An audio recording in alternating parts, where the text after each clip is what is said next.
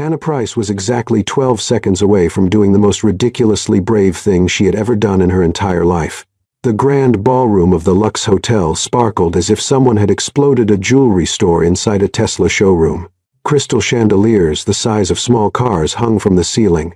The Italian marble under her feet probably cost more than her entire college education, which, by the way, she was still paying for, and would keep paying until she turned 70 if the interest rate stayed at that apocalyptic level.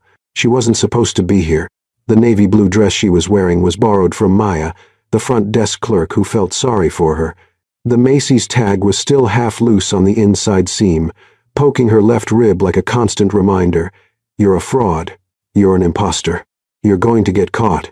The badge hanging around her neck? Fake. Well, technically borrowed without express written permission, but any lawyer would still call it forgery. And to complete the disaster combo, the dress had a serious structural issue. The side seam was giving way. Hannah could feel the fabric slowly splitting with each breath. In about 15 minutes, she wouldn't just be kicked out of the event, she'd be laughed out of it. But none of that mattered now, because Tyler Morgan, her ex-boyfriend, ex-love of her life, ex-person who promised to love her forever but lasted 8 months, was walking straight toward her across the ballroom, and he wasn't alone.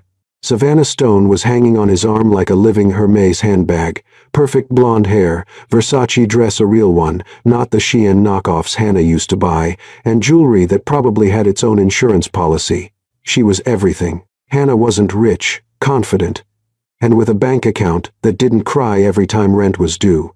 Tyler smiled. That smile. The same smile he used when he broke up with her by text. Yes, text. 3 weeks before getting engaged to Savannah. Hannah, you're amazing, but you don't have ambition. I need someone who's on my level. You know, level as if relationships were a video game and she'd been stuck in the tutorial. Now he was 30 feet away. 26. 20. Savannah was already smiling, that smile people give when they're about to be kind to someone less fortunate. Hannah felt panic rise in her throat, like acid reflux after cheap pizza at 3 a.m. Option A. Fake a faint. No, too dramatic. And she'd probably hit her head on the Italian marble and wake up with a $50,000 hospital bill. Option B. Run to the bathroom. Too cowardly. And Savannah would definitely tell everyone, poor Hannah had to run away because she can't stand seeing me happy. Option C. Summon an earthquake. Sadly, not a power she had yet. Option D. That's when she saw him. In the most secluded corner of the ballroom, leaning against the wall like a Greek sculpture someone forgot to catalog, stood a man. Tall. Very tall. The kind of tall that made you wonder if he played basketball or modeled on runways.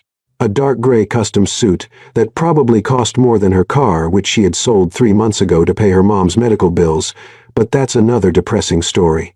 Dark hair slicked perfectly back. A jawline that looked like Michelangelo had carved it on an inspired day. And that posture, straight, confident, untouchable, like the CEO of some company no one ever hears about because only multi-billionaires have access to it. But the best part? He was alone. 2 men in black suits stood near him at a respectful distance, like Buckingham Palace guards, but American and probably trained in some ultra-secret martial arts. He held a glass of red wine, watching the room with an expression so deeply bored that Hannah almost felt sorry for him. Perfect. Tyler was 12 feet away. 9. Savannah opened her mouth, about to say something that would definitely start with Hannah, sweetie, in that condescending tone that made Hannah want to hit something. Hannah didn't think. She didn't calculate. She didn't make a list of pros and cons. She just acted. She crossed the ballroom like she was on a divine mission, which, technically, she was. The mission to not die of embarrassment right then and there. The heels also borrowed, 2 sizes too big, with band-aids on the backs to prevent blisters, clicked on the Italian marble. Click, click, click, click. The sound echoed. Some heads turned. The mysterious man's bodyguards noticed first. Both stepped forward at the same time, hands going to their earpieces, posture shifting from decorative statue to neutralize immediate threat. Hannah completely ignored them. She walked straight between them, which, in hindsight, was incredibly stupid and could have ended with her thrown to the floor, reached out, and grabbed the stranger's arm. Babe, you made it. I thought you'd miss the entrance. The entire ballroom froze.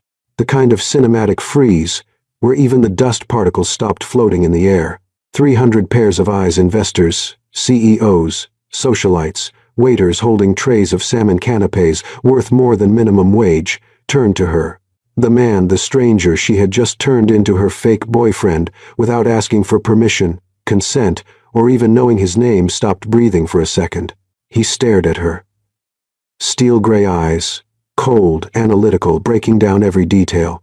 The borrowed dress, the questionable badge, the barely hidden desperation on her face. 3 seconds. Hannah felt a cold drop of sweat slide down the back of her neck. 4 seconds. The guard stepped forward, ready to drag her away. 5 seconds.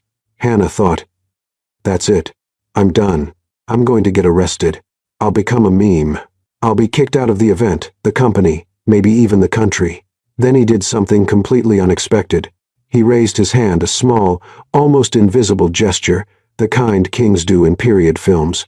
The guard stepped back immediately, as if pulled by invisible strings.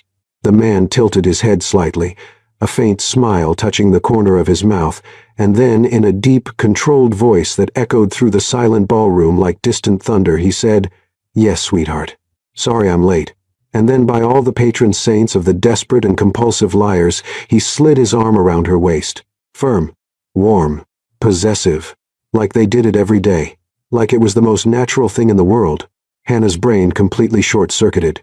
What is happening? The ballroom exploded in whispers. Who is she? How did she pull this off? That's Gabriel Lawson. Gabriel Lawson has a girlfriend. Tyler Morgan, 3 feet away, turned pale as if he had seen a ghost. Savannah Stone tried to smile, but it looked more like she had swallowed a whole lemon. And Hannah Price, software engineer, demoted to the basement, stolen algorithm creator, humiliated ex-girlfriend, was being held by the waist by the most powerful man in the room. And she didn't even know his name. Technically, now she did. Gabriel Lawson. But that didn't help, because she had absolutely no idea who Gabriel Lawson was. Businessman? Investor? Well-dressed mob boss? Gabriel leaned in, lips close to her ear, voice low enough for only her to hear. "You have 30 seconds to tell me why I shouldn't have my security remove you from here." Hannah froze, then whispered back, desperate, "My ex is over there with his rich fiancée. They were coming to humiliate me. I just needed a way out. Please, just until they leave. I'm begging you." Gabriel studied her for another second. Then, surprisingly, the faint smile grew. Just a little. "Interesting. And what do I get out of this?" Hannah improvised, panicked. The satisfaction of ruining the night of horrible people. He chuckled, not loud, just a quiet, amused breath, barely audible. Fair enough. And he kept holding her like she really was his girlfriend. 3 days earlier, the basement of Tech Vibe Solutions smelled like mold, old paper, and abandoned dreams. Hannah Price sat in an office chair that creaked with every move, probably from the Clinton era, maybe even Bush Sr., surrounded by boxes of dead files and Ethernet cables coiled like lazy snakes. The only light came from a flickering fluorescent bulb, as if it too was depressed about being stuck down there. "So, Professor," Hannah said to the gray rat sitting on a box labeled Taxes 2019, "Do not open. What do you think of my presentation on hash optimization?" The rat, which she had named Professor 3 weeks ago after realizing he showed up religiously every afternoon at 3 p.m., chewed on a piece of granola bar she had left as a bribe. Eloquent silence. "I appreciate that in a colleague." She spun the chair toward the prehistoric Dell laptop the company had so generously provided. The screen displayed line after line of code. Her code. Her algorithm. Her work over the past 8 months. The machine learning algorithm that could revolutionize behavioral data analysis. That reduced processing time by 67%. That had the potential to be worth millions. And that Andrew Carter, her direct boss and technology director, was about to present as if it were his. Again. The clock read 2:47 p.m. The general meeting would start in 13 minutes. Hannah sighed, saved the file for the 10th time, justified paranoia, and looked at Professor. "You know what's funny?" "Well, not funny, haha. More like funny tragic. Andrew doesn't even know how to code. He copies and pastes from Stack Overflow and still messes up the indentation." Professor seemed to find that appropriately outrageous, and dropped a piece of granola on the floor. "Exactly. Thanks for the emotional support. You're literally the only one in this company who treats me like a human being." Hannah grabbed her mug, world's okayest engineer, a Christmas gift from Maya, and took the last sip of cold coffee. Bitter, like her professional life. She could have reported Andrew again. She had tried 6 months earlier when he presented the first version of the algorithm, also hers, to investors. She had set up a meeting with HR, brought proof, emails, drafts with dates and times. Andrew struck back, saying Hannah was emotionally unstable, confused about hierarchy, and possibly experiencing authorship delusions. HR believed him, of course. He wore a Hugo Boss suit and spoke confidently about disruptive synergy. Hannah wore a college hoodie and avoided eye contact. The result: demotion from the 3rd floor to the basement, from senior software engineer to technical support specialist. Translation: do what you're told and nothing more. Salary cut by 30%. Still, she stayed. Because she needed the money. Because her mom, unwell for the past 9 months, needed treatment that generic insurance refused to fully cover. Chemotherapy, radiation, experimental drugs that cost more than a new car. Hannah was paying every penny, every bill, with apocalyptic credit card interest. She couldn't afford to be unemployed. So she swallowed her pride, went down to the basement, and kept working. Quietly. Invisibly. Her phone buzzed. Message from Maya. Meeting starting. Andrew's got that smile again, like he's about to steal credit.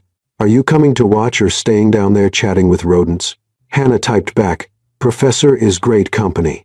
Doesn't interrupt me or steal my work. Fair, but seriously. Come watch. At least to laugh at his face when he lies. Hannah sighed. Technically, she wasn't required to go. No one from the basement ever did. But something inside her, something unwilling to give in, completely wanted to see. Wanted to watch Andrew steal her work live, in high definition, in front of the entire company. Maybe because she needed to remind herself why she felt so defeated. Or maybe because, deep down, she still had a tiny thread of hope that someone would notice the fraud.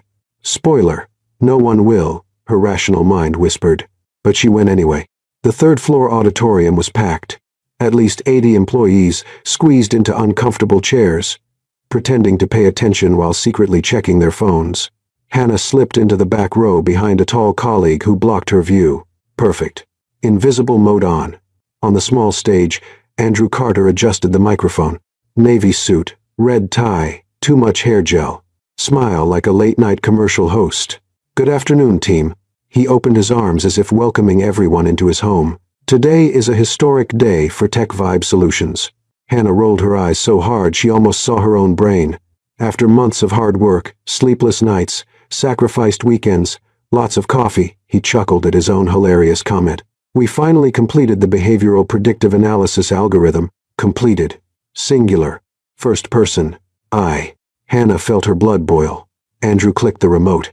The PowerPoint presentation appeared on the screen, the one she had created 3 weeks earlier and sent to him for review. This algorithm, Andrew continued, pointing at the colorful charts, uses deep neural networks to identify user behavior patterns, cutting processing time by an incredible 67%. Polite applause. Hannah recognized every slide, every word, every comma. He even used the same joke she had written on slide 7. Big data doesn't have to be a big headache. The audience laughed. Andrew soaked in the laughter like a seasoned comedian. And best of all, he said, his smile growing wider, we already have investors interested. We're talking millions in funding, maybe even a future acquisition. More applause. This time genuine. Hannah felt something strange in her chest, a mix of anger, desperation, and hysterical laughter. She laughed softly, a laugh of disbelief. Unreal. The coworker in front of her turned around, confused. Hannah swallowed the laugh and pretended to cough. Andrew wrapped it up. Thank you to the team who supported me through this journey. Together, we're unstoppable. Team. Hannah wasn't even mentioned.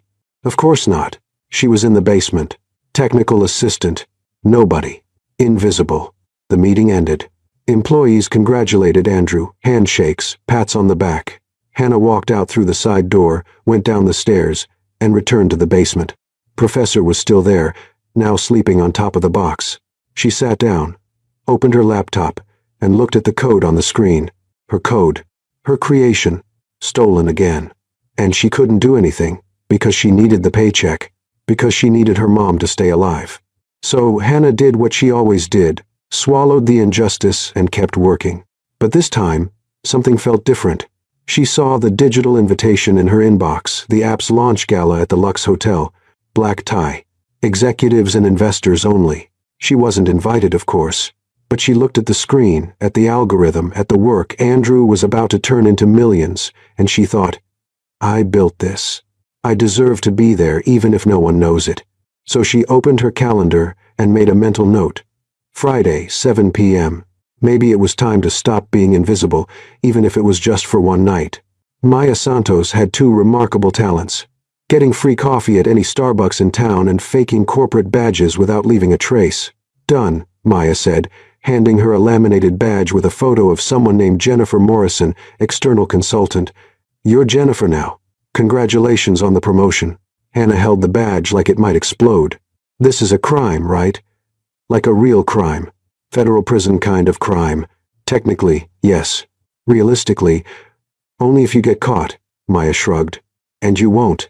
There are 300 people at this event. You'll just be another well-dressed party crasher. I'm not well-dressed. I'm wearing your dress. That's 2 sizes too small and already coming apart. Maya looked at the navy blue dress Hannah had borrowed last minute from her closet. The side seams were clearly hanging on for dear life. Okay, true.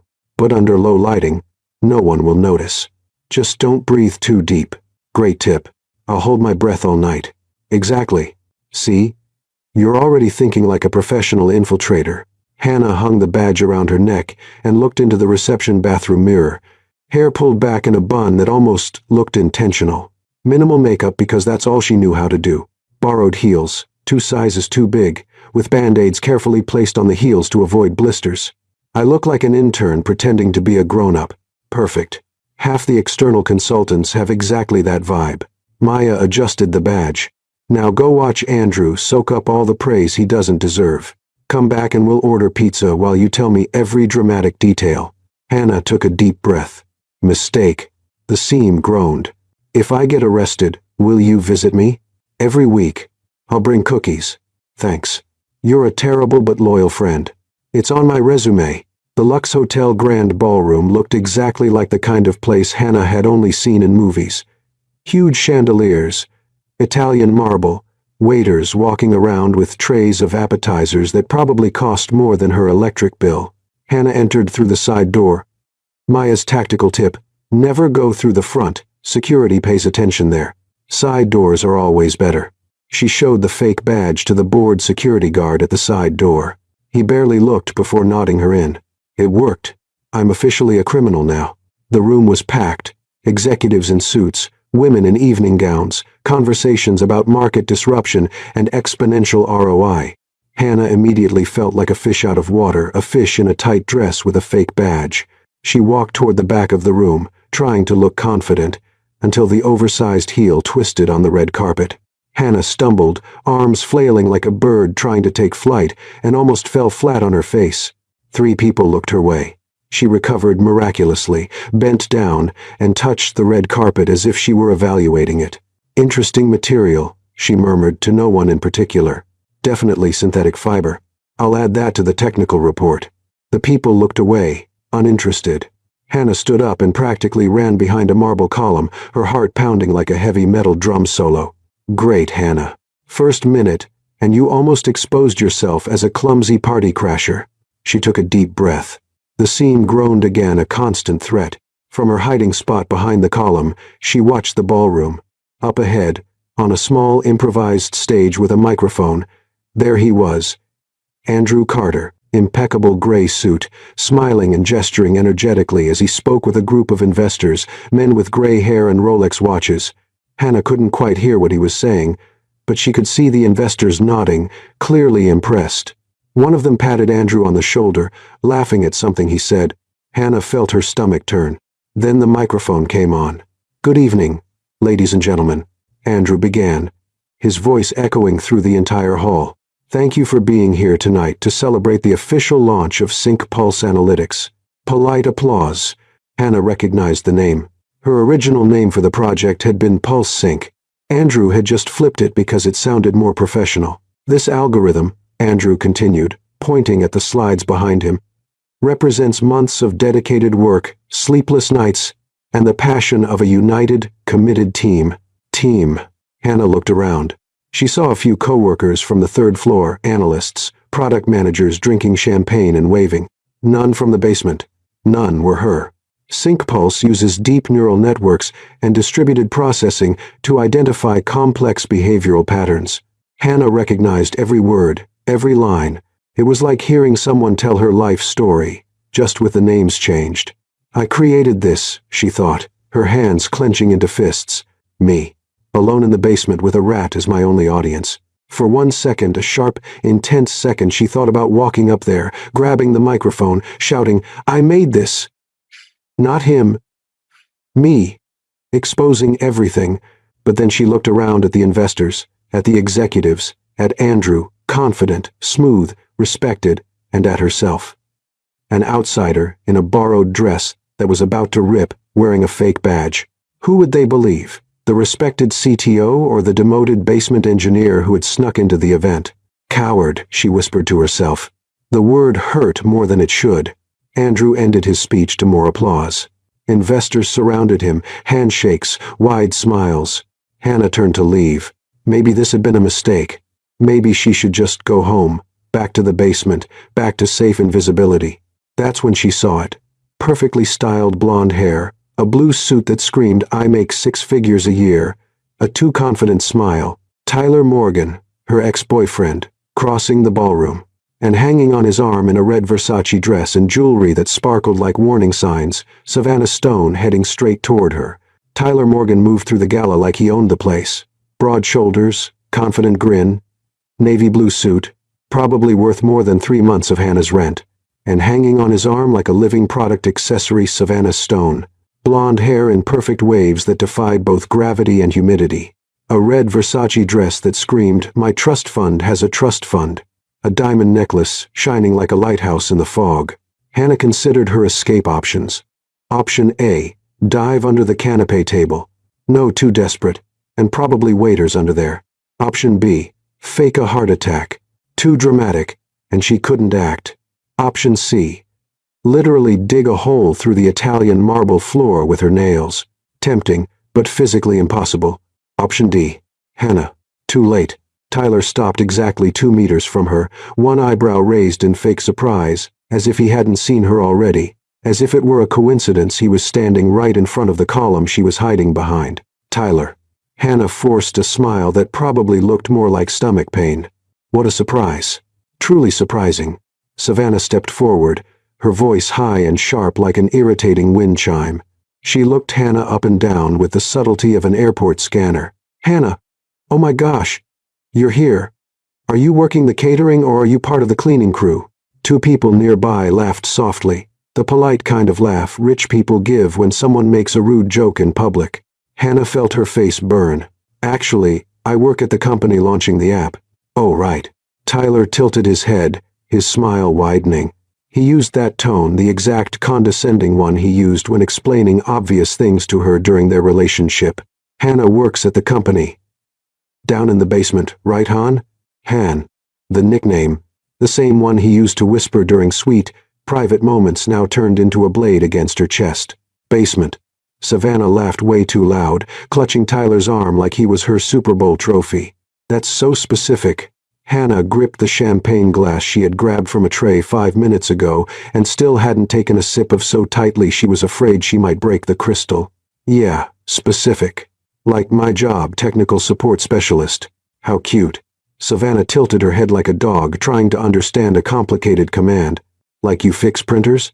Tyler laughed. Something like that. Actually, Hannah said, her voice sharper than she intended, I develop machine learning algorithms. But yes, I fix printers too. I'm versatile. Savannah blinked, clearly not understanding half the words. That's so high-tech. More quiet laughter around them. Hannah noticed they were drawing a small audience, now 3, 4 people paying attention, waiting for the next round of public humiliation. Tyler stepped closer, way too close, deliberately invading her personal space. So, Han, did you come alone, or did you bring someone? The question had layers. Are you still alone? Are you still the same unambitious girl I left? Haven't you moved on? Hannah swallowed. I came to work. Professional networking. Of course, of course. Tyler nodded like a teacher pretending to believe a bad excuse. Makes sense. Savannah leaned in, her voice low but loud enough for the mini crowd to hear. Tyler told me you two dated. That's so sweet. A college thing, right? College thing. They broke up 6 months ago. Hannah was 27. It wasn't a college thing. It was two adults building something real until one of them decided to trade her for an heiress. But Savannah said it like Hannah was some high school crush. Tyler got over once he discovered cars and beer. Yeah, Tyler agreed, looking at Hannah with something between pity and amusement. It was a phase. A phase. 8 months. Meeting each other's families. Talking about the future. Planning a trip to Seattle that never happened. All reduced to phase. Hannah took a deep breath. The dress seam groaned, a constant threat of structural disaster. Well, she said, trying to sound casual, phases end, like yogurt expiration dates. Tyler frowned. Did you just compare our relationship to yogurt? Yes. Both were good at first, but went sour and had to be thrown out. Savannah let out a sharp laugh. She's funny, Tyler. You didn't tell me she was funny. Yeah, hilarious. Tyler wasn't laughing. Hannah took the opening. But congratulations on the engagement. I heard it happened really fast, like lightspeed fast. 3 weeks after you broke up with me. Savannah stopped laughing. Tyler adjusted his tie. Hannah, it wasn't like... No hard feelings. Hannah raised the glass in a fake toast. Honestly, I hope you two are very happy. You found someone on your level. She used his word, the same word he had thrown at her in a text when he ended things. I need someone on my level. Tyler got it. His jaw tightened. Exactly, Savannah said, completely missing the irony. Tyler deserves someone who understands him. Someone with ambition. Ambition. Tyler's second favorite word. Hannah felt something burning in her chest, not anger. Worse. It was public humiliation mixed with a pathetic desire to prove she was worth something. Ambition, Hannah repeated, her voice steady. Of course. Like working underground, building technology worth millions while other people take the credit. So unambitious. Tyler shrugged. But no one knows it was you, right? So technically, it doesn't count. The words hit like a punch to the stomach. No one knows. It doesn't count. Savannah glanced at her diamond-covered Apple Watch. Honey, shall we? I want to meet that investor from Dubai you mentioned. Of course, baby. Tyler kissed her forehead, a possessive, performative gesture. Then he looked at Hannah one last time. It was good seeing you, hon. Take care, okay? The tone was almost kind. Almost. But underneath it was that final layer of condescension. Poor thing. Still fighting alone while I climb higher. They walked away. Savannah laughing at something Tyler whispered in her ear. Hannah stayed where she was, alone behind the marble column. The small audience scattered, going back to their conversations about ROI and disruption. And Hannah held the champagne glass, took a deep breath. The seam of the dress groaned loudly this time, and tried not to fall apart in public. No one knows it was you. So it doesn't count. The words echoed. Maybe Tyler was right. Maybe she was invisible. That's when she saw him again in the farthest corner of the room, leaning against the wall like someone serving a social sentence. Tall, dark gray tailored suit, impeccable posture, an expression of quiet existential boredom. 2 men in black suits stood nearby, discreet but alert. The man held a glass of red wine, staring into the distance as if calculating how much longer he had to stay. Hannah didn't know who he was, but she knew one thing. He looked important. And she had the worst or best idea of her life. The man in the corner looked as interested in the event as Hannah was in hearing Tyler talk about market synergy for another 5 minutes. He refused champagne for the 3rd time. A woman in a red dress tried to start a conversation. He answered with single words until she gave up, defeated. Perfect, Hannah thought. Someone who hates being here as much as I do.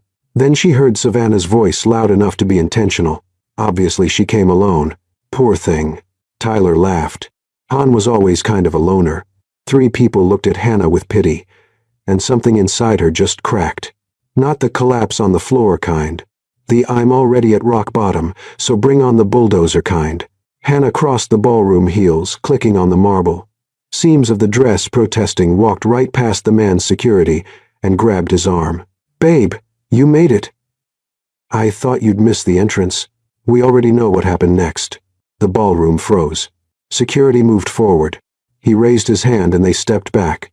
He slid his arm around her waist and said, "Yes, sweetheart. Sorry I'm late." The room exploded in whispers. Tyler turned pale. Savannah's jaw dropped, and Hannah was being held by the waist of a complete stranger who had just saved or ruined her social life. He leaned in, voice low. 30 seconds. Explain, Hannah whispered, desperate. My ex over there with his rich fiancé. They were humiliating me. I just needed a way out. Please. Silence. He studied her. Then, surprisingly, he smiled a micro smile. Dangerous. Interesting. He took her hand officially, like a boyfriend would, and started walking through the ballroom, leading her along. Hannah stumbled slightly. He adjusted his pace, steadying her. Walk like you belong here, he murmured. Confidence is half the performance, and the other half not falling on your face. Hannah almost laughed. Almost? They walked past Tyler and Savannah, both frozen, watching the scene like people watching a shooting star in slow motion. The man gave Tyler a small nod, polite, cold, dominant. Tyler tried to smile back. It looked more like a facial spasm. Once they were far enough away, Hannah whispered, "Thank you. Really. I know it was insane, but it was." He interrupted, still walking. It was also brave. Or stupid. Sometimes it's hard to tell the difference. I vote stupid. I vote both. They stopped near a huge window overlooking the city.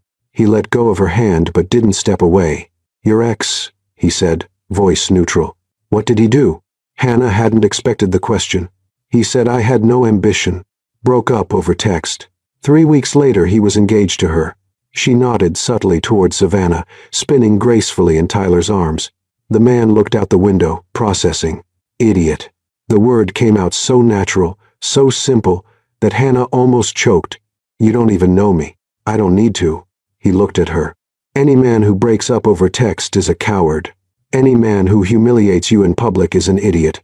And any man who can't recognize courage when it walks across a ballroom and grabs a stranger's arm. He paused. Well, he didn't deserve you. Hannah was speechless. He held out his hand. Formal this time. Gabriel Lawson. Hannah shook it. Still processing. Hannah Price. Hannah. He tested the name. Well, Hannah, you just turned me into your fake boyfriend in front of 300 people. I hope you have a plan for the rest of the night. Hannah looked at him, her brain finally catching up to the gravity of the situation. I don't. Gabriel smiled, this time genuinely. Great. I love improvisation. Pretending to be the girlfriend of a billionaire you met literally 90 seconds ago was, as Hannah discovered, surprisingly hard. Especially when he had the posture of someone used to commanding Wall Street boardrooms, and she had the posture of someone used to talking to rats in the basement. Gabriel kept his arm firmly around her waist, not uncomfortable, but definitely present, like he was claiming territory. Hannah tried to look natural, failed miserably. So, she began, her voice coming out weird and high. Are you enjoying the event? Gabriel looked at her, one eyebrow slightly raised. You really want to make small talk right now? I don't know what to do. I've never pretended to be anyone's girlfriend before. First time for everything. A middle-aged woman, hair in a tight bun, pearl necklace the size of quail eggs approached. She looked at Hannah with thinly veiled curiosity. Gabriel, darling. The woman smiled, teeth too white to be natural. It's been so long. And who is this charming companion? Gabriel didn't hesitate. Margaret, this is Hannah, my girlfriend. The word hit like a nuclear bomb at a children's birthday party. Margaret blinked 3 times. Processing. Girlfriend? But you always said relationships were complicated. Yes, Gabriel interrupted smoothly. Hannah changed my perspective. He looked at Hannah with something that almost resembled genuine affection. Almost. Hannah forced a smile and waved. Hi. Yes, that's me. The perspective changer. Margaret laughed, a sharp sound like a bicycle horn. How wonderful. How did you two meet? Silence. Hannah hadn't prepared a backstory. Neither had Gabriel. They looked at each other, shared panic moment. Then Gabriel said casually, At work. At the gym. Hannah added at the same time. Pause. Margaret frowned. She works at my gym, Gabriel corrected, without missing a beat. Personal trainer? Hannah almost choked but nodded. Yes, I train people physically with weights and cardio. How interesting. Margaret looked Hannah up and down, clearly trying to imagine her lifting anything heavier than a laptop. You must be very dedicated. Oh yes, super dedicated. I lift things. Heavy things. Gabriel squeezed her waist lightly, half warning, half stifled laugh. Margaret said goodbye, still glancing back curiously as she walked away. As soon as she was out of earshot, Hannah whispered, "Desperate personal trainer? Seriously? You said gym." I panicked. "And you said work. How does that turn into personal trainer?" "Improv," Gabriel said, completely calm. "I thought you'd appreciate creativity." "I appreciate not being exposed as a compulsive liar." He almost smiled. "Technically, you started the lie. I'm just expanding the narrative." Another couple approached a man in a pinstriped suit, a woman in a gold dress that sparkled like a disco ball. "Gabriel Lawson," the man said, shaking his hand enthusiastically. "I heard you closed the deal with Apex Industries. Congratulations." "Thank you, Richard." Richard looked at Hannah. "And this is Hannah, my girlfriend." The woman in the gold dress practically sparkled with curiosity. "Girlfriend? Gabriel Lawson has a girlfriend?" "That's headline news." Hannah laughed nervously. "Yes, well, headlines happen." Awkward silence. Gabriel stepped in. "Hannah is a software engineer." Finally. "Something true." Richard looked impressed. "An engineer? What field?" Hannah relaxed just a little. This she could talk about. "Machine learning. Behavioral predictive analysis algorithms." "Fascinating." The woman leaned closer. "Do you work for any well-known company?" Hannah opened her mouth, then remembered Tech Vibe Solutions. Andrew Carter, the stolen algorithm. Telling the truth would expose everything. "Independent consulting," Gabriel lied smoothly, saving her again. "She prefers not to tie herself to just one company." Of course, of course. Creative freedom." They said goodbye. Hannah exhaled, shaking. "Thank you again." "You're terrible at lying," Gabriel observed, almost amused. "I know. That's why I never lie. But you put me in this impossible situation. And you could put yourself there," he corrected. "I just agreed to play along." "Why?" Hannah turned to him, genuinely confused. "Why did you agree to this? You don't even know me." Gabriel studied her for a long moment. Then he said, voice lower, "Because I saw the way your ex looked at you like you were disposable." Pause. "And I saw the way you looked at him like it still hurt." Hannah lost her breath. "No one deserves to be treated like they're disposable," Gabriel continued. "Especially someone brave enough to cross a room and grab the arm of a complete stranger." Hannah felt something strange in her chest, warmth, surprise, something dangerously close to hope. "You're very philosophical for a billionaire," she murmured. "And you're very sarcastic for a personal trainer." This time, she laughed for real. Then the music changed. A classical waltz started to play live orchestra in the corner of the ballroom. The master of ceremonies announced, "Ladies and gentlemen, we invite all couples to the dance floor." Dance floor. Hannah froze. Gabriel looked at the dance floor, then at her. "Do you know how to waltz?" "Technically, no. I watched Cinderella about 15 times as a kid. But that doesn't count. It definitely doesn't count." Couples began moving to the center of the room, including Tyler and Savannah, gliding gracefully as if they were in a ballroom competition. Tyler looked straight at Hannah, a teasing smile. "I bet you don't have the courage to dance." Hannah felt the heat rise in her chest. Then Gabriel did something completely unexpected. He held out his hand, formal, elegant.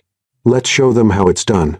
Hannah looked at his hand, at the dance floor, at Tyler with that awful grin. "I'm going to step on your foot. Probably more than once. I've survived worse." Hannah took a deep breath, took his hand, and everything got worse. Hannah didn't know how to dance a waltz. Technically, she could walk in a straight line without tripping most of the time. So, in theory, she should be able to move her feet in a repeated pattern to classical music. Theory was about to collide violently with reality. Gabriel led her to the dance floor, firm hand on her back, the other holding hers with surprising gentleness for someone who probably signed billion-dollar contracts with that same hand.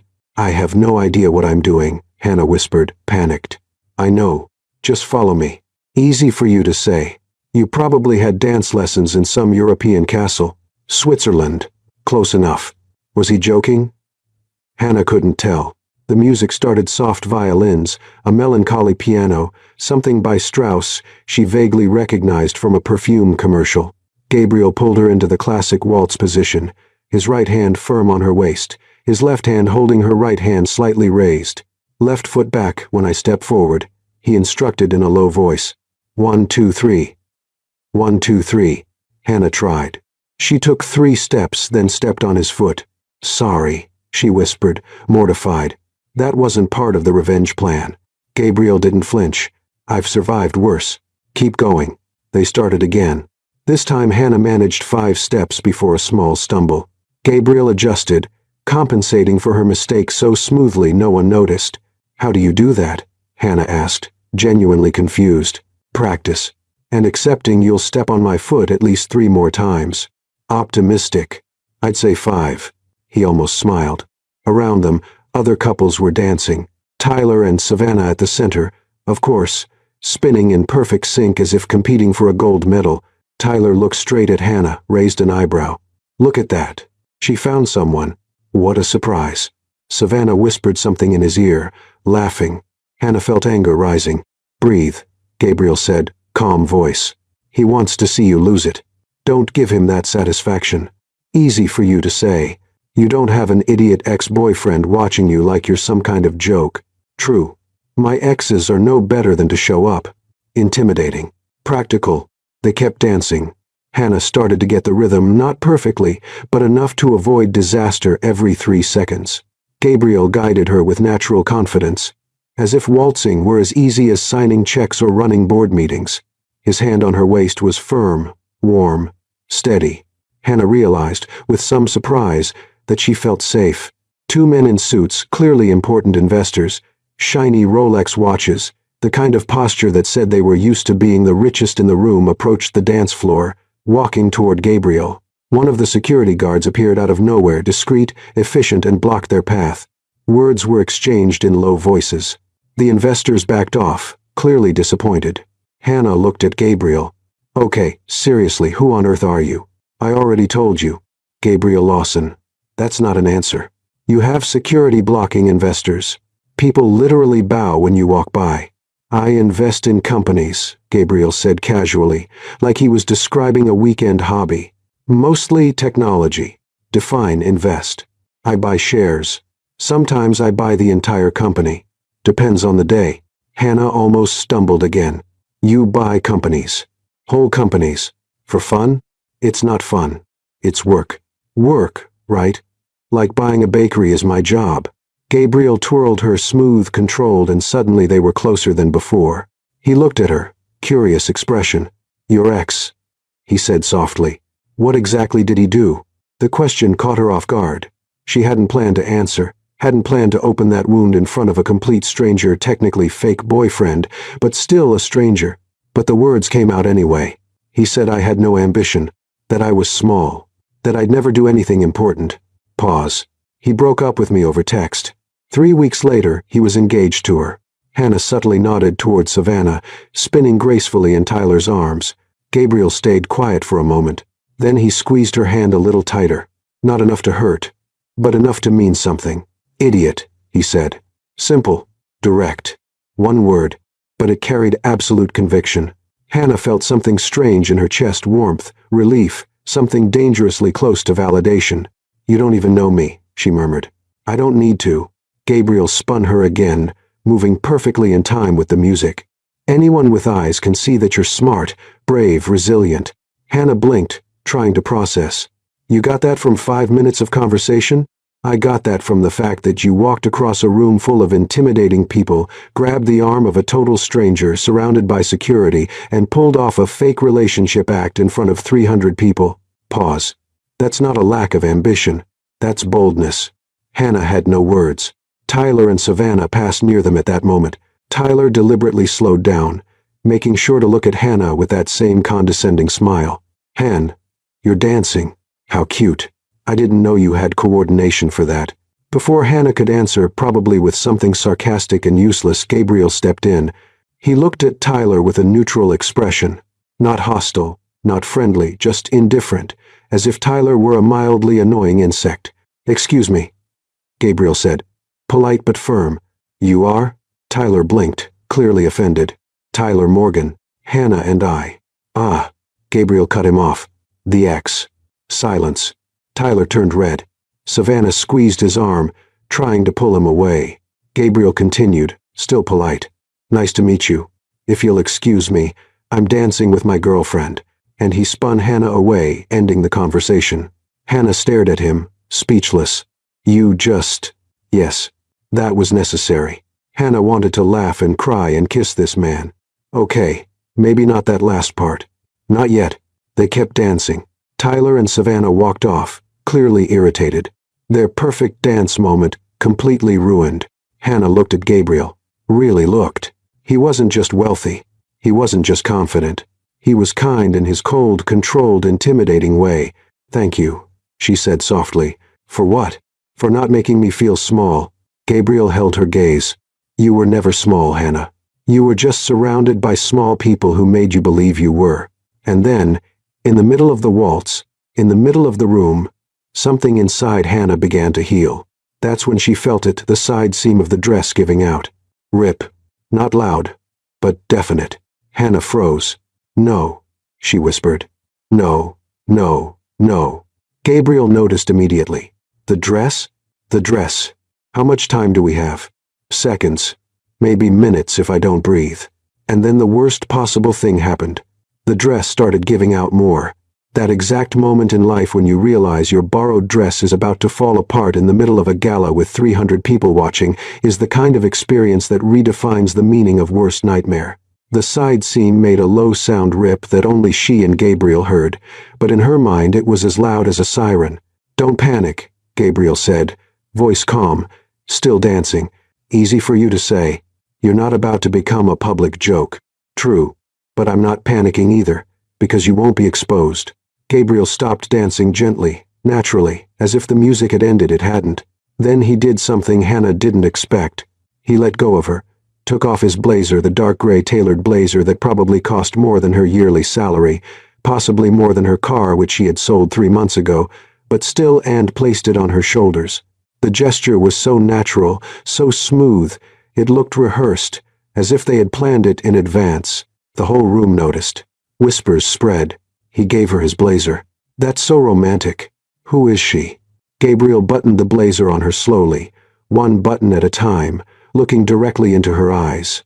Hannah froze, unable to process what was happening.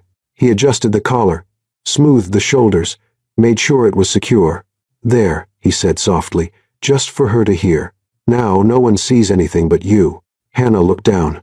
The blazer covered the problem area completely. It was snug on her, but somehow it worked. She felt the warm fabric against her skin. It carried his scent, woody, expensive, definitely not bought at a drugstore. If this blazer is insured, Hannah whispered, trying to ease the tension, please let me know.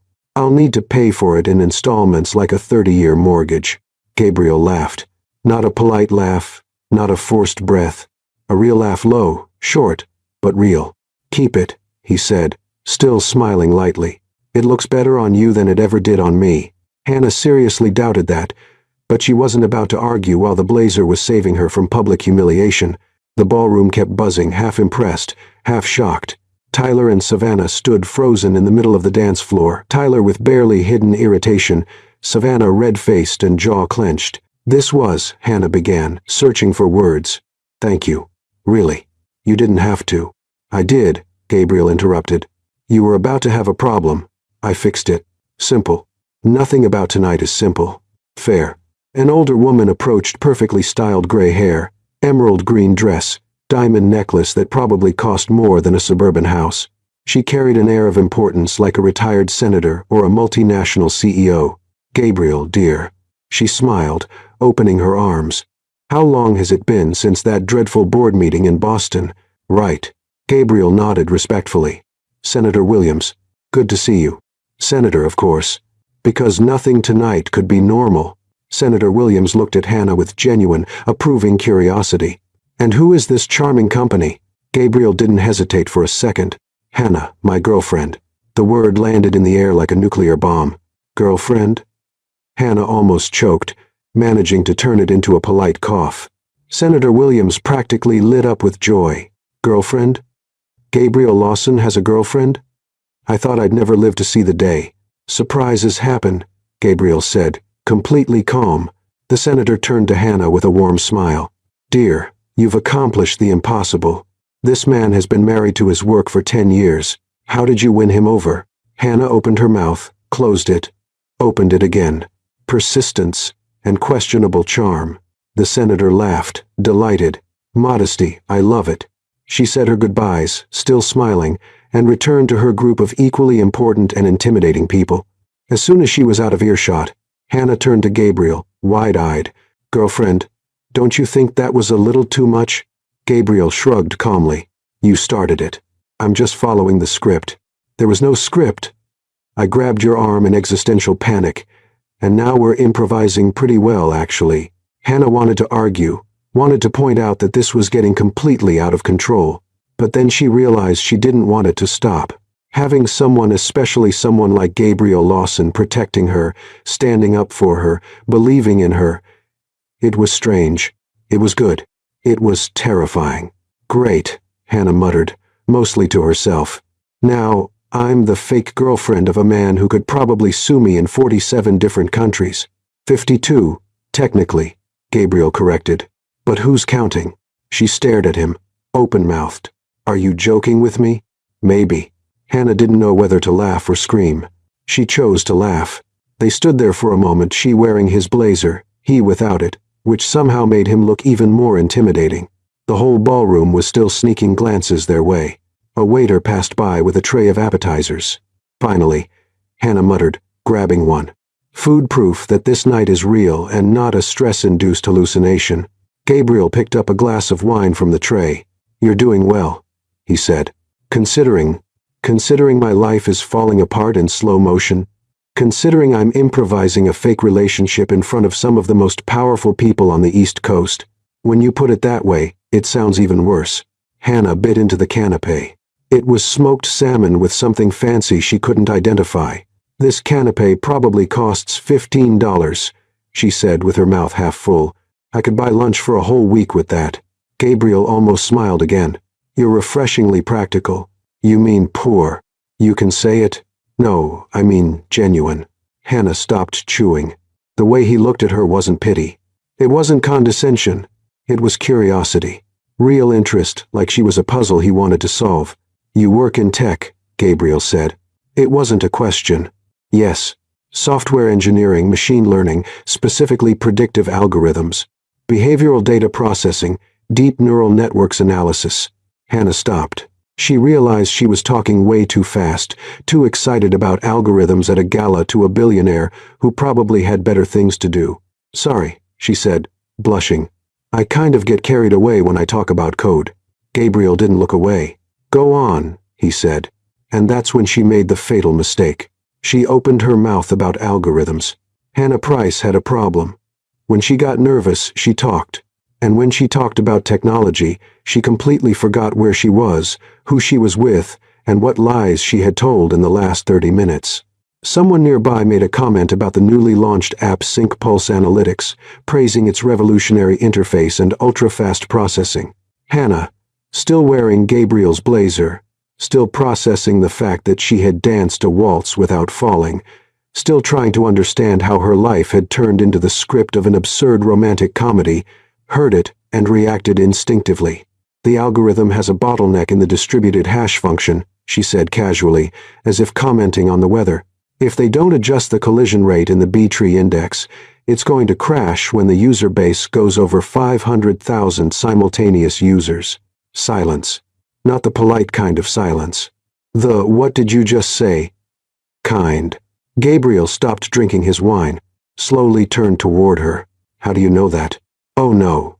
Hannah's brain went into full panic abort mission mode. I overheard some people. You know how tech folks love to talk about code in forums and Reddit. A lot of Reddit. Gabriel didn't buy it. Not even a little. This kind of information, he said, voice controlled but with an intensity that made Hannah want to dig a hole and hide, isn't on forums. It isn't on Reddit. It's internal documentation, senior developer level. He paused. Or original creator. Hannah opened her mouth, closed it, opened it again like a fish out of water. I'm really good at Google. Hannah. The way he said her name, not angry, not accusatory, just determined, made her realize that Gabriel Lawson was not the kind of man who accepted evasive answers. Okay, look. Then Andrew Carter showed up. Of course. Because her timing was always perfect. Mr. Lawson. Andrew practically ran toward them, hand extended, used car salesman smile. It is an honor to have you here. I hope you're impressed with our work. Gabriel looked at Andrew's extended hand. Didn't shake it. Just looked. Andrew lowered his hand, laughing nervously.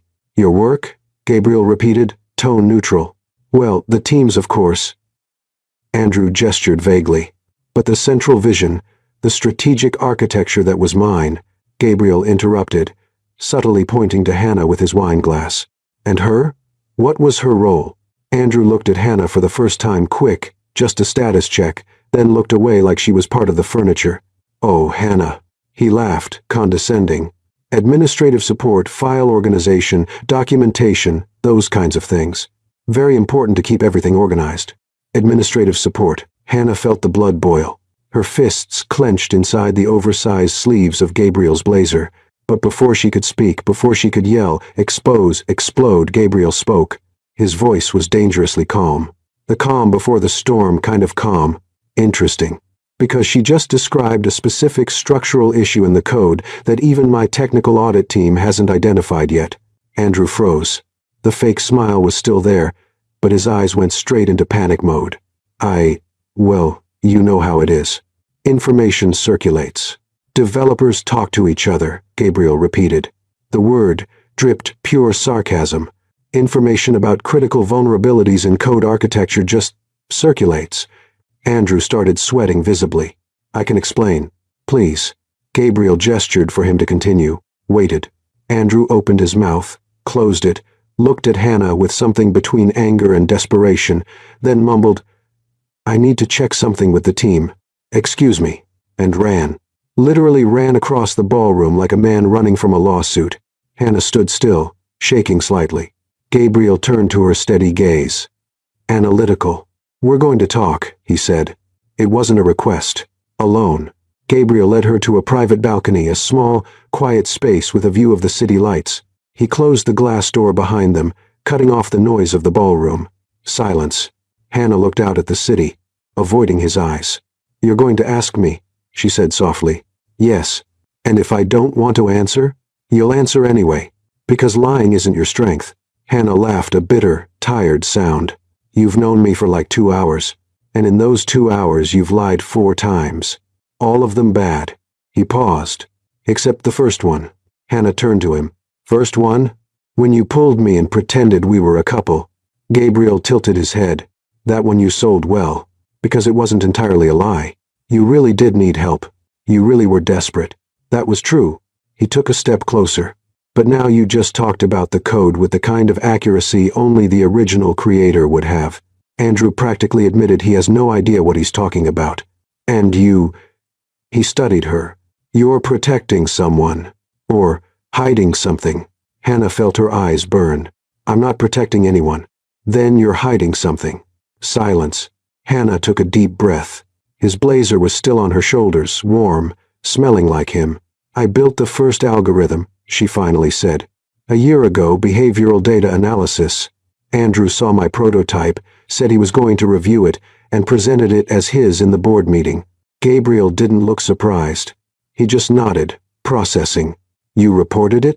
I tried. He made me look unstable.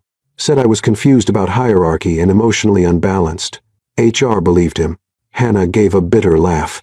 They demoted me from the 3rd floor to the basement, from senior engineer to technical support specialist. 30% pay cut. And you stayed. Because I need the money. My mom's sick. Treatment costs more than everything. I can't afford to be unemployed. Gabriel stayed quiet, taking it in. But it wasn't just once. Hannah continued, her voice shaking. In the basement, I kept working. I built a second algorithm, better, more advanced. Sync pulse. Machine learning with deep neural networks. It reduces processing time by 67%. She turned toward the city, wiping her eyes quickly.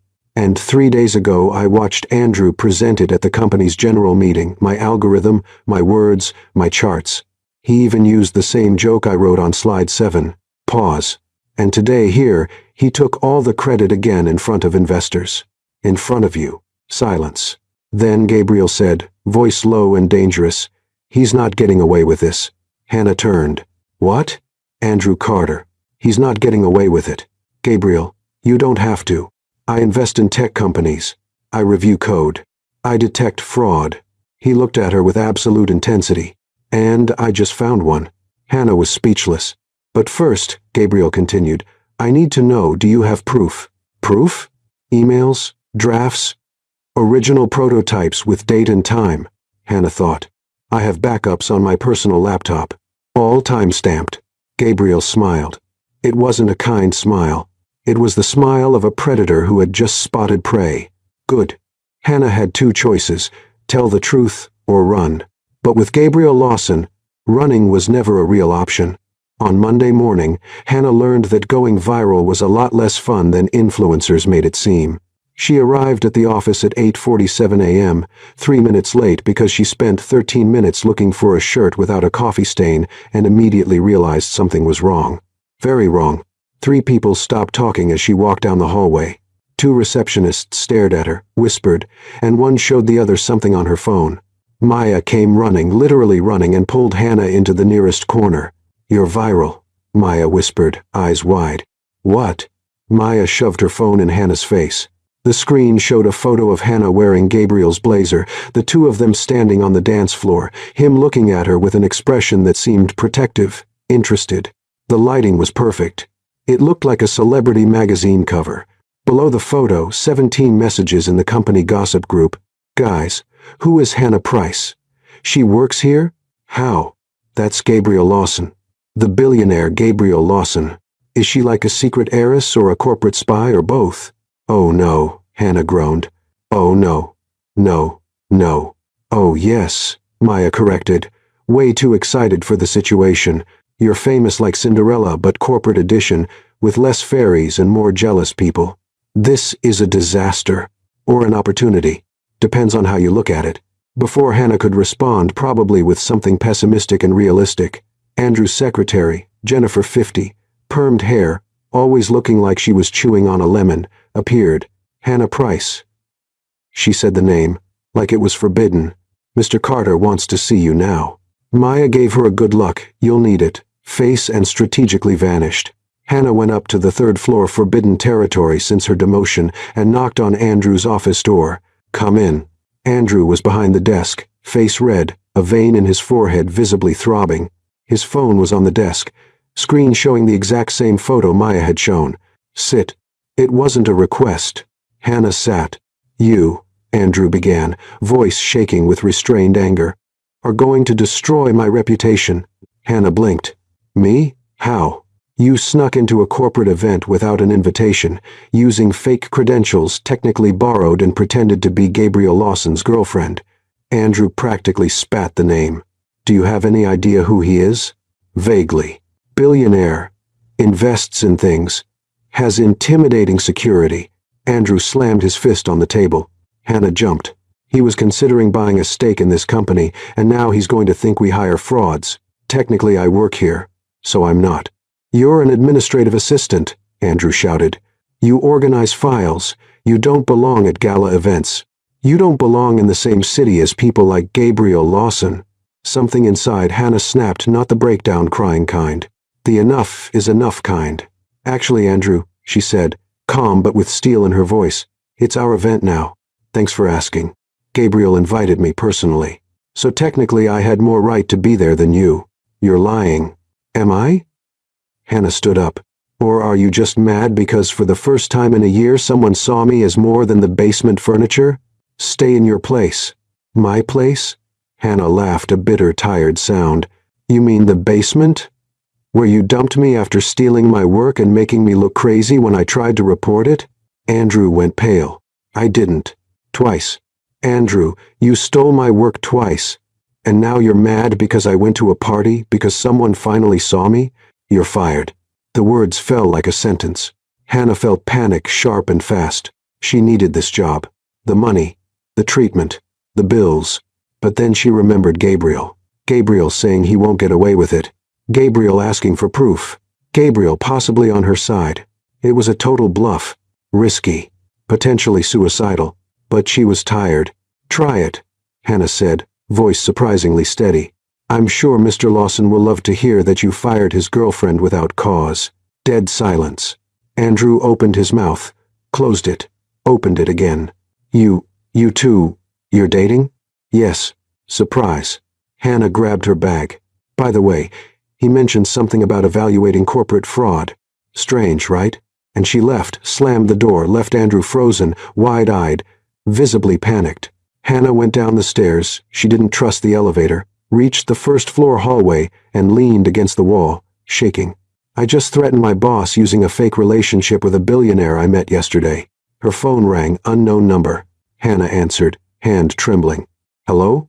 A male voice, formal and professional. Miss Price, my name is James, Mr. Lawson's driver. A vehicle will pick you up at the main entrance in 10 minutes. Mr. Lawson would like to speak with you. Hannah stared at the phone like it had grown tentacles. Now? Like right now? Yes, miss. 10 minutes. He hung up. Hannah put the phone away, still shaking. Maya appeared out of nowhere. She was good at that. What happened? Why do you look so pale? Did Andrew fire you? Almost. I bluffed. Used Gabriel as a shield. And now Gabriel's sending for me. Maya's eyes widened. Like Cinderella getting picked up by the carriage, or like a fraud getting picked up for police questioning? Optimism, hon. Try it. I can't. My optimism's been stuck in the basement for 6 months. Maya fixed Hannah's hair, smoothed out the coffee stain on her blouse, it didn't help, and pushed her toward the door. Go. If it's jail, I'll visit. If it's romance, I want every detail. And if it's both, then it's a streaming original. Hannah walked out the main door. A black Mercedes, shiny, intimidating, probably worth more than her entire student loan debt, was parked out front. A man in a suit, James, presumably opened the back door. Hannah looked at the car, at the building behind her, at the uncertain future ahead. The black car waited, and Hannah didn't know if she was being rescued or abducted. The glass and steel tower in the financial district had the kind of security that made airports look relaxed.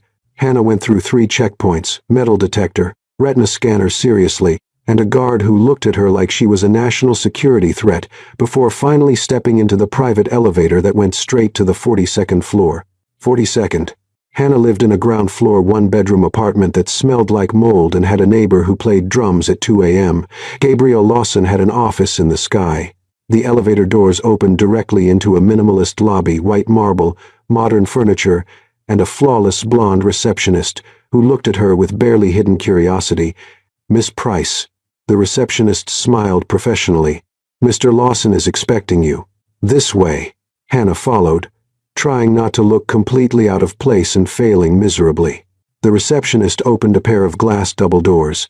Gabriel's office was intimidating, minimalist, clean. One entire wall of glass with a panoramic view of the city. A huge darkwood desk, 2 black leather sofas, no personal photos, no unnecessary decoration, just power concentrated in architectural form. Gabriel stood with his back to her, on the phone, speaking in Mandarin. Hannah froze. Of course, he speaks Mandarin. He probably speaks 17 languages while solving a Rubik's Cube and closing corporate deals. He noticed Hannah, motioned for her to wait, and ended the call with a short, decisive sentence. He turned around. Sit. It wasn't a request. It was a command.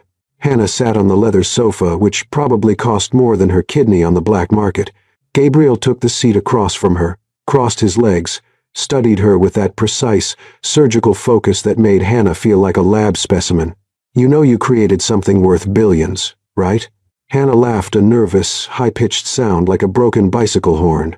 Billions? With this hair? She pointed to her messy bun. I think you've got the wrong Hannah. There are at least 5 at the company. Gabriel didn't laugh. My technical audit team worked all night. They went through every line of sync pulse code. Hannah felt her stomach sink. And it's yours. Unequivocally. Silence. Every line of code carries your fingerprints. Gabriel continued.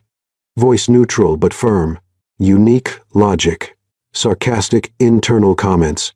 One of them literally says, "If this breaks, blame the company's cheap coffee." Hannah blushed.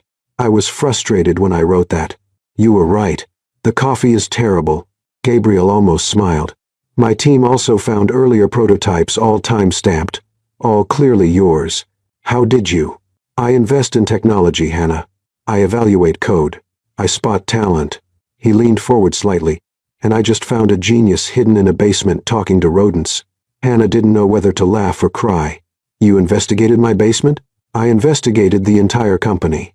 And I found that the so-called creative genius Andrew Carter can barely write Hello World without looking it up on Stack Overflow. Hannah let out a laugh, half hysterical, half relieved. So you believe me? I don't believe. I have proof. Gabriel picked up a tablet and slid it to her. Full report, 43 pages of evidence documenting authorship, code style, and inconsistencies in Andrew's claims. Hannah looked at the tablet. Gabriel, back at the tablet. Why did you do this? Because I hate fraud. And because you caught my interest. Hannah felt her face heat up. This is a lot. I have an offer, Gabriel interrupted, shifting back into business mode. I'm going to invest heavily in Tech Vibe Solutions. Full restructuring. But I have one non-negotiable condition. Hannah swallowed. What? You will be promoted to Chief Technology Officer. Andrew now answers to you. Not the other way around. Hannah nearly fell off the expensive leather sofa. You? What? I can't. He would never. This is... You created an algorithm worth billions. You can. He will. And it's fair. Why are you doing this? Gabriel stood, walked to the window, and looked out at the city. Because I invest in competent people. Because I hate when talent gets wasted by fragile egos. Pause. And because, strangely, I liked being your fake boyfriend. Hannah froze. I'm sorry. I shouldn't have dragged you into it. It was pure ego desperation. It was smart. Gabriel turned to her. You saw an opportunity in the middle of chaos and acted. Improvised under pressure. I respect that. He walked toward her, stopped in front of her. He was very tall. But now I have a different proposal. Hannah looked up. Different how? Be my girlfriend. For real. Hannah blinked. Once. Twice. 3 times. You're joking. I never joke about romantic proposals or corporate acquisitions. You don't even know me. It's been like 36 hours. Gabriel sat down on the sofa next to her, close enough for her to smell his warm, woody cologne. I know you're brilliant, brave, a little too sarcastic for your own good. He studied her. And that you look adorable when you're nervous. Hannah was officially speechless. Look, Gabriel continued, tone pragmatic. I could give you a romantic speech, talk about destiny, instant connection, all that, but the truth is simpler. I'm interested in you, and I always go after what interests me. That's very direct. Would you rather I lie? Say it was love at first sight, that the universe conspired? No. Then dinner tonight. For real. No exes, no act, no audience. Just us. Hannah took a deep breath. And if it doesn't work, if it's awkward, then you'll still be CTO? I keep business and personal separate. Always. He extended his hand. I promise. Hannah looked at his hand, at the steel gray eyes, at the impossible future unfolding in front of her. She reached out. Deal. But I'm paying for my part of dinner. Gabriel laughed, genuine, short. We'll see. It's not negotiable. Everything's negotiable. Typical CEO. Typical CTO. They shook hands. The handshake lasted a second longer than strictly professional. Hannah pulled her hand back, blushing. So, dinner. Normal. Like normal people. The definition of normal is debatable. You know what I mean. I do. Gabriel smiled, small but real. 7 o'clock. I'll pick you up. I can get there myself, Hannah. The way he said her name made any argument evaporate. 7 o'clock. But Gabriel had a plan, and it didn't just involve dinner. Gabriel arrived at exactly 7. Apparently billionaires were punctual too. Dinner was at a quiet Italian restaurant, not one of those pretentious places with tiny portions and French names no one can pronounce. It was cozy, candles, soft music, pasta that actually filled you up. You brought me somewhere normal? Hannah asked, surprised. Looking at the menu with prices that didn't require a bank loan. You said normal dinner. I took it literally. Impressive. I thought you only knew places with sommeliers and French mutters. I do. But you would have hated it. True. They talked about code, obviously, about her mom who was finally responding well to treatment, about absolutely nothing important and everything at the same time. Gabriel was surprisingly easy to talk to when he wasn't in intimidating CEO mode. He was smart, curious, even dryly sarcastic in a way that made her laugh. At the end of the night, when the check came, Hannah reached for it. Gabriel looked at her like she had just suggested setting money on fire. I told you I'd pay for my part. And I told you I wouldn't let you. This is non-negotiable. I chose the restaurant. I'm paying. Hannah sighed, defeated. Next time I'll choose. And it'll be Taco Bell. Deal. When he dropped her off, yes, he insisted on driving her. Hannah realized something frightening. She wanted there to be a next time, and the next morning, Gabriel called. I have a plan, he said without preamble. Good morning to you too. Good morning. I have a plan. What kind of plan? The kind that involves you finally getting the credit you deserve. Publicly. Dramatically. Hannah felt her stomach sink. Dramatically how? You'll see. Trust me. Famous last words before you ruin my life. Or save it. Perspective. 3 days later, Hannah discovered that Gabriel's plan involved public exposure, corporate revenge, and drama worthy of a reality show. She was hiding in the back of the Tech Vibe Solutions auditorium, the same place where weeks ago she had watched Andrew steal her credit for the first time. Only now there were cameras, lots of cameras, and journalists, and investors in suits too expensive to be real. Gabriel had invited her. Translation. Ordered her to attend. Wear something nice, he'd said yesterday. I only own basement clothes. Then wear the least bad. Now she was there wearing the only blouse without a visible stain, standing next to Maya, who was buzzing with excitement like someone watching an MMA fight. This is going to be epic, Maya whispered. Like Game of Thrones but with PowerPoint. On stage, Andrew was giving another speech again about his revolutionary work. And with this innovative algorithm I developed, the double doors of the auditorium opened. Gabriel Lawson walked in. The entire room stood up literally as if the president had arrived. Andrew stopped mid-sentence, his smile freezing. Gabriel walked down the central aisle, firm steps, flawless posture, flanked by security, and stepped onto the stage. Andrew held out his hand, forced smile. Mr. Lawson. What an honor. Gabriel looked at the hand. Didn't shake it. Just took the microphone from Andrew. Thank you for the invitation, Gabriel said, voice echoing through the room. But before we talk about investment, we need to correct a mistake. Dead silence. The Sync Pulse algorithm everyone's been praising was not created by Mr. Carter. The room exploded in whispers. Andrew laughed, nervous, high-pitched. Mr. Lawson, I believe there's been some kind of misunderstanding. There wasn't. Gabriel cut him off, voice calm but firm. The algorithm was created by Miss Hannah Price. My technical audit team confirmed it. Every line of code, every data structure, every sarcastic internal comment about bad coffee. Laughter filled the auditorium. Andrew turned pale. That's ridiculous. Hannah works in administrative support. Hannah Price, Gabriel continued, ignoring him completely, was demoted a year ago after creating the first algorithm which Mr. Carter also presented as his own. When she tried to report it, she was silenced, humiliated, and forced to work in the basement. Cameras clicked. Journalists scribbled furiously. I have original prototypes with timestamps, emails where Mr. Carter asked just to review her work, code audit logs showing undeniable authorship. Andrew tried to grab the microphone back. Gabriel pushed him aside, a minimal gesture, but Gabriel had 6 inches and an intimidating presence on his side. This is defamation, Andrew shouted. I'll sue. Please do. Gabriel smiled, not a kind smile. I have a team of 47 board-certified corporate lawyers looking for something interesting to do. The auditorium burst into laughter. Andrew turned red, then pale, then red again. Gabriel turned to the audience. Hannah Price, please come up to the stage. Hannah froze. No, no, no, no. That was not in the plan. He didn't say I'd have to talk. Maya pushed her. Go. This is your moment. I don't want a moment. I want invisibility. Too late. Go. Hannah stumbled toward the aisle, legs shaking, face burning. 300 pairs of eyes turned toward her. She climbed the steps to the stage, tripped on the last one of course, but recovered miraculously.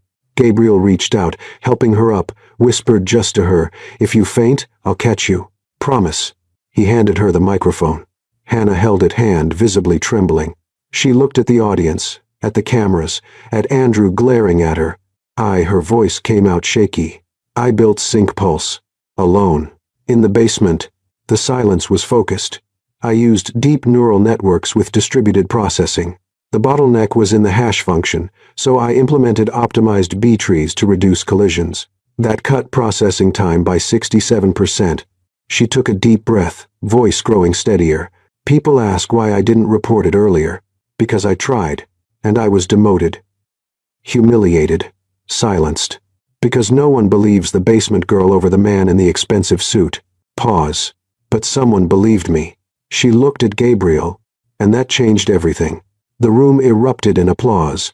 It started hesitant, then grew stronger, then became deafening. Hannah felt her eyes sting.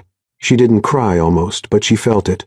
Andrew tried to slip out quietly through the side of the stage. Gabriel stopped him with one word. "Mr. Carter." Andrew froze. "Before you go, one last thing." Gabriel turned to Hannah.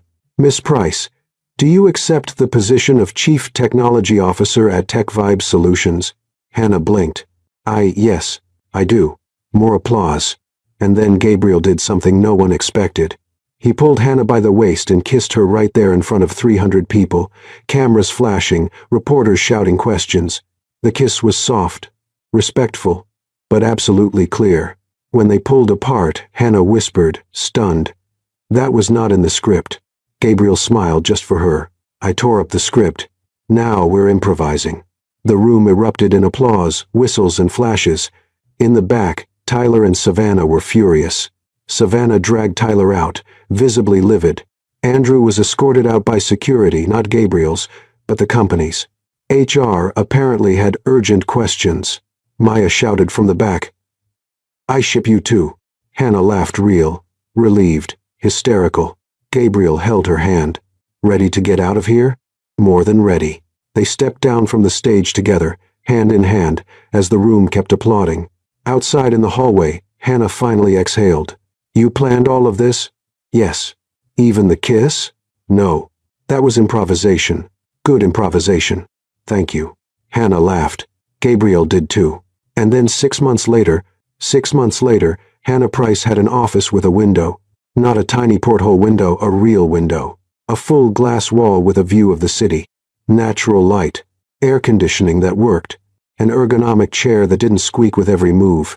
And a nameplate on the door, Hannah Price, Chief Technology Officer. She still looked at the sign sometimes just to make sure it was real.